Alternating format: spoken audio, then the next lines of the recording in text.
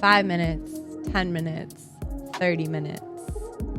Anything is better than nothing, but also understand that it's you. It's you for the rest of your life. That's it. That's the only guarantee.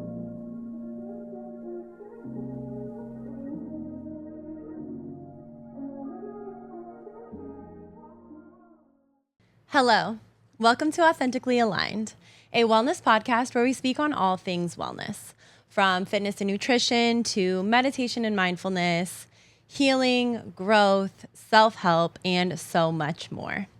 If you are a new listener, welcome to the podcast. And if you are a returning listener, thank you so much for your love and support. And I want you to know that I'm sending you that same love and support right back. Today, I want to talk about something that should be a given, and that is taking care of yourself first. Taking care of yourself before you take care of anyone or anything else. And it's interesting because this topic has come up multiple times for me in the past maybe couple of weeks, whether it be in conversations with friends, conversations with myself, and just the importance of taking care of yourself before anything else. And the reason that I say this is because if you are not able to take care of yourself, then you are not being true to yourself. You are not being authentic within yourself. And whatever you do, however you show up, isn't going to be your best. Now, this can go for your career. This can go for relationships. This can go for the way you show up for your family, your kids, anything else. Because if you are not taken care of within yourself, if your mind is not clear and your mind is not in a healthy space and your body is not in a healthy space, then how do you possibly expect to show up for anyone or anything else? What I think is interesting too is many times we will neglect ourselves for the sake of something else or someone else, thinking that because we're neglecting ourselves, we're able to show up better, or we have more energy or more of a capacity to complete whatever task it is at hand. But the thing is that you are coming from an inauthentic place. So the way that you show up when you are not taking care of yourself is showing up in a place of lack, in a place of need, in a place of unworthiness. Because if you are not deeming yourself worthy, then why should anybody else deem you worthy? If you don't think you're worthy to take care of yourself, then why should you be worthy of anything else that you set out to accomplish?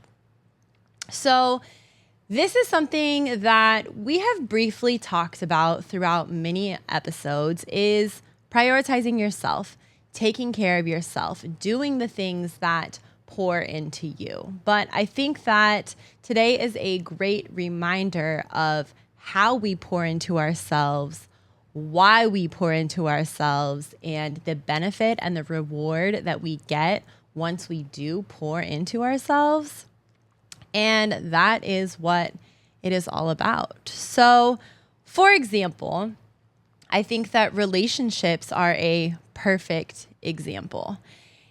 When oftentimes this can go for friendships, this can go for romantic relationships, this can even happen in family instances and matters. But we tend to encounter somebody, and upon first encounter, we are taking care of ourselves. We're doing the things that are important to us, and we're working on ourselves. We're showing up at the gym. We're showing up at work. We're showing up in our self-care, our meditation, our mindset practices, taking care of our body. And then we start to integrate somebody into our lives. And I think that when either we enjoy spending time with somebody or we get along well with somebody, then slowly, we don't even realize that we start to put aside or let go of some of the habits that are really important to us and our well-being. And a lot of times, the reason that you attracted this person in your life and why you were attracted to this person and why this person was attracted to you is because you were showing up as your best self. You were feeling good about yourself and they saw the authenticity in you.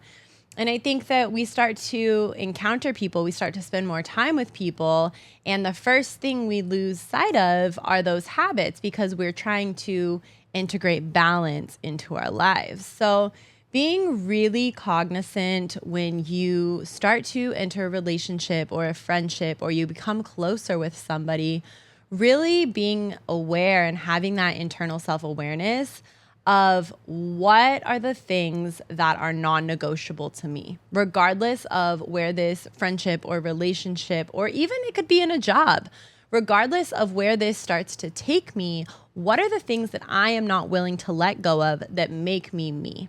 The self-care habits, the practices that allow us to be our truest, our most authentic selves, because it's human nature as we start to connect with somebody to, of course, want to worry about the other person. We want to be selfless in our approach with relationship to others. But I will tell you that there are many times that it is also important to be selfish with your habits, your time, the things that are pouring into you, because that is how you are ultimately going to live an authentic life, and you are going to continue on the same growth pattern that you've been on. Now, if this person isn't able to respect that and allow that and also be doing the same things for themselves, then maybe this connection isn't fully in alignment for you. But when we start to lose sight of the things that put us in our true, genuine nature, I think that's a perfect time for us to reevaluate the choices that we've made, the environments that we're placing ourselves in, the people that we're surrounding ourselves with, maybe the career path that we chose, or even the current job that we're at. And your body will tell you. Your body will tell you. Your mind is going to tell you. Your nervous system is going to tell you. And a lot of times that is why we find ourselves maybe being super anxious or frustrated or easily set off because there's something in our life that is not feeling authentic. It's not in alignment with us. And we don't realize because little by little by little, we start to let these things slip away. So really making sure that you are finding your practices and sticking to them, making them a priority, making sure that you are sticking to whatever routine it is that allows you to feel your most authentic self. Because when you're sticking to these things, you're able to show up better for you and you're able to show up better for others. You're not anxious, you're not frustrated, you're not holding on to maybe even resentment for a person or a place or a job because you have to give up some of your time and now you're not being true to yourself. So really making sure that these practices that you start to set in stone stick with you. And some of the practices that you may start or try or implement for a little while, maybe those aren't helping you to be your most authentic self. So question those. Take note of those. Just because you feel like you should be doing something does not mean that you should be doing something. Your body's going to tell you, your mind is going to tell you, your anxiety is going to tell you. Now, that doesn't mean like letting the self-sabotage take over, because those are real thoughts too. Those are real things that come about. And sometimes you'll be anxious just because you're like,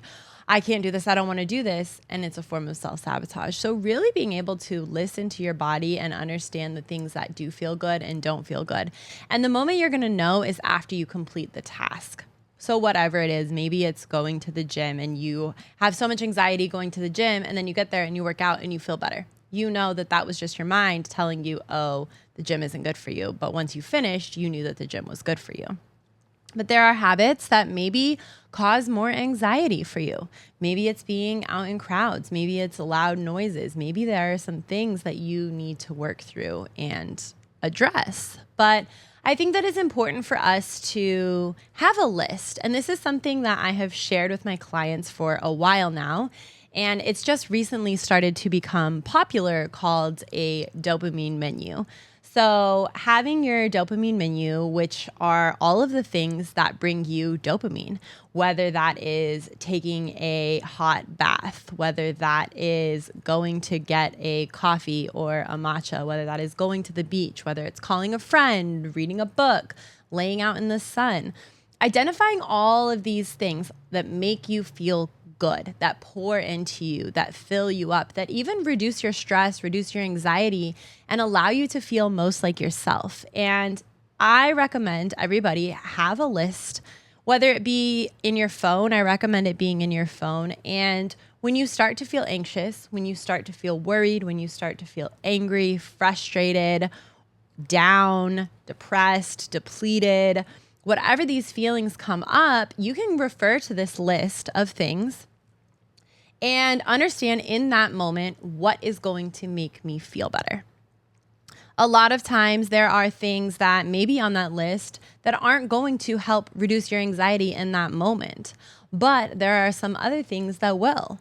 And taking note of that, having a multitude of things and coping mechanisms and ways to pour into yourself and fill your cup so that you're not running out of options, so that in the midst of having a panic attack or being worried, you're not having to think about, oh my gosh, what do I do? What do I do? What do I do? No, what you do is you go to your list, refer to your list, and find something that is going to bring you peace in that moment, that is going to calm your nervous system, that is going to allow those endorphins to thrive within your body. And when you're able to start to do these things more and more and more, you create a peaceful life. You create a life that you are happy to live, and you are romanticizing your life. You're able to have that romance in your life because you know, first and foremost, you are taking care of yourself. You are showing up with the main character energy, not worried about anyone else or anything else, because if you're not taking care of yourself, if you're not pouring into yourself, then you are not able to show up as your best self. I want to go back to the idea of taking care of ourselves being a selfish act. And it's important to recognize that people always want something from you. People always want to benefit from you in some way, somehow, just as with you, you want to benefit from others. You want something from others oftentimes, right? But I think it's important to be able to use your discernment in, am I filling somebody else's needs before I'm filling my needs? It's very easy for somebody to come to you in a panic and, oh, I need this, I'm stressed out, whatever. But why is it your responsibility to be stressed out for somebody else when actually they can do the same thing, where they have their dopamine menu, they have their coping skills, they have their things that bring them peace? And in their moment of stress and frustration and anger and sadness, whatever it is, they're able to properly regulate their emotions while you're over here properly regulating your own emotions. And that's not to say that conflict isn't going to come up. Conflict is absolutely bound to come up in any environment, in any relationship. But the more control that we have over ourselves, the easier it becomes to not only work together with somebody else, but understand somebody else. And that is something that is really big in your self-care practices, in taking care of yourself. It allows you to not only start to use these practices to understand yourself better, but it allows you to understand others better. And when you see somebody who's in a panic, who maybe doesn't quite know how to regulate their emotions, and you have practice in regulating your emotions, you're not going to escalate the situation. You're going to try and diffuse the situation. And the more that you're able to do that, you are being a mirror to somebody else, and they see, oh, wow, this person really stayed cool, calm, collected. How can I do that? How can I put these practices into place? I don't want to be stressed out. They're not stressed out, so why should I be stressed out? And this is something that becomes reciprocal. It becomes, if I do this for myself, other people see me doing it, then they want to do it. And eventually it starts to become contagious. And then guess what? We all have regulated nervous systems, regulated emotions, and we're able to calmly, effectively communicate our actual needs, our actual desires. And I think with all of this comes the understanding that it is no one's responsibility to fix you. It is not your responsibility to fix anybody else. It is no one's responsibility to fix you. Whether they put you into a situation or not, you take responsibility for allowing a situation to happen. And that is when we're able to have healthy relationships, healthy communication, healthy work dynamics, because at that point we're able to recognize our boundaries, set our boundaries, and have a mutual love and respect for whoever it is that we encounter. You know, I know so many people who start their day for somebody else.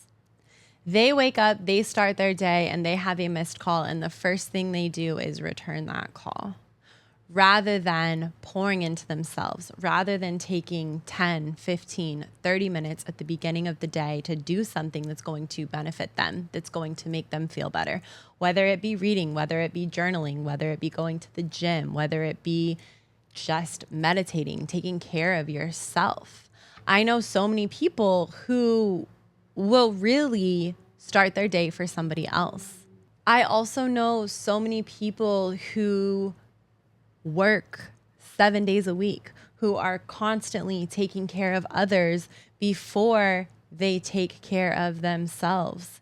And there isn't anything wrong with this, except for you are not prioritizing yourself. I make it a point every week, I have to have one day that is for myself. Typically that day is Sundays, but sometimes I end up working on a Sunday and then I have to shift because that one day is so important to me. And it doesn't matter what I do. Most of the time I participate in self-care practices.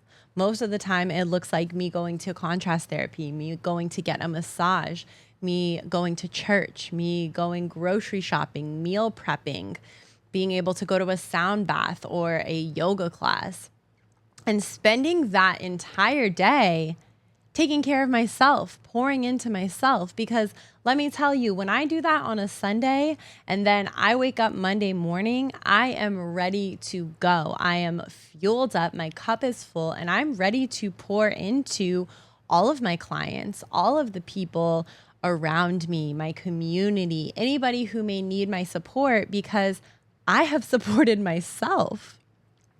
And I think that it is important for everybody to just take a step back and ask yourself why you're doing what you're doing. Is it really life or death to return that phone call before you take 5 minutes to meditate? Like, is that person really, is the world's going to end if you take 5 minutes to yourself before returning that phone call or that email? Or is the world going to end if you have to make it to your client an hour later so that you can pour into yourself, so that you can take care of yourself? Setting these boundaries and understanding that you are going to be so much better when you start to set these boundaries because you have full capacity to show up. And I think that a lot of that also goes hand in hand with having a lack mindset. So having a lack mindset, you are under the impression that this opportunity isn't going to come again.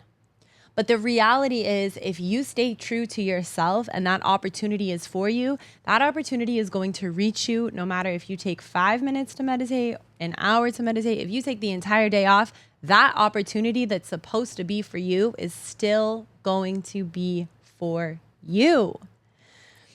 Your boundaries and who you are and standing your ground, being able to say no, allows not only you to respect and trust yourself, but it allows others to respect and trust you.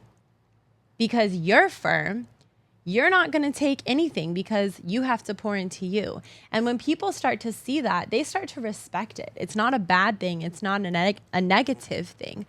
And personally, my opinion, if you have people who see these boundaries as a bad thing, who see these boundaries as selfish, as negative, as self-absorbed, whatever it is, these people have an unhealthy relationship with themselves, with others, because everybody has the right to have a healthy mind, to have a healthy body, to have peace. And I think that it has become so common in our society to feel that we have access to everybody at any moment, at every time. For those of you who really truly know me, like, my phone is on Do Not Disturb probably 23 hours of the day. 23 hours of the day. And for people who think that their access to me is given, I think that's a disrespect to me.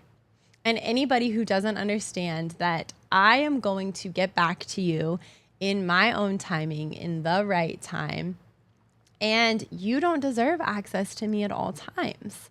But because of social media, because of our phones, because of the internet, because of this easy access, we feel as if we should be available at any moment. And the truth is we don't, because if we are available for anybody at any moment, we're going to lose our minds. We're going to lose sight of ourselves. We're going to lose sight of our priorities, the things that we are supposed to do. You have to be able to shut off and go inward and tune into yourself and listen to yourself and trust your gut and trust your intuition and listen to your body, listen to your mind, and nurture that. Nurture yourself, nurture your mind, your spirit, your body. And when you're able to do these things, then the way that you show up is so much more real. It's so much more raw. It's so much more authentic. And you build this relationship with yourself that shows yourself so much love, so much trust, so much respect, that why would you accept anything less than that from anybody else, any other environment, any other situation? So making sure that these practices that you are implementing into your life are with intention and purpose of taking care of yourself. Understanding, I know so many parents who think that they have to show up for their kids first and foremost, which, yes, you want to be there for your kids. You want to be a support system. But if you are not healthy within yourself, within your mind, within your body, within your spirit, kids are sponges. They are so intelligent. They are so aware, and they feel these energies. They sense these energies, and they take them on. Where if, as a parent, you tell your kids, hey, 10 minutes, you're going to sit in your room for 10 minutes. This is what I need you to do. You're going to go sit in your own room for 10 minutes and meditate and take care of yourself and pour into yourself and find that peace and set your intention for the day. You both are going to start your day on a much calmer note. making sure that whoever it is, whether it is your significant other, your spouse, your family member, nobody should be guaranteed access to you until you have access to you. Until you access yourself, don't allow others to access you. And I promise the peace that surrounds just this one flip of a switch is going to be huge in your life. We have gone over many of things, modalities, practices that you can incorporate into your life that are going to pour into you, that are going to allow you to take care of yourself and be your best self. But if you start to let these practices slip when you start a new job or you meet somebody new or you join a new community, then your authenticity, your light, your peace is going to slip right alongside that. So this week, I want you to make sure that you are taking care of yourself before you take care of anybody else. 5 minutes, 10 minutes, 30 minutes. Anything is better than nothing, but also understand that it's you. It's you for the rest of your life. That's it. That's the only guarantee that you have.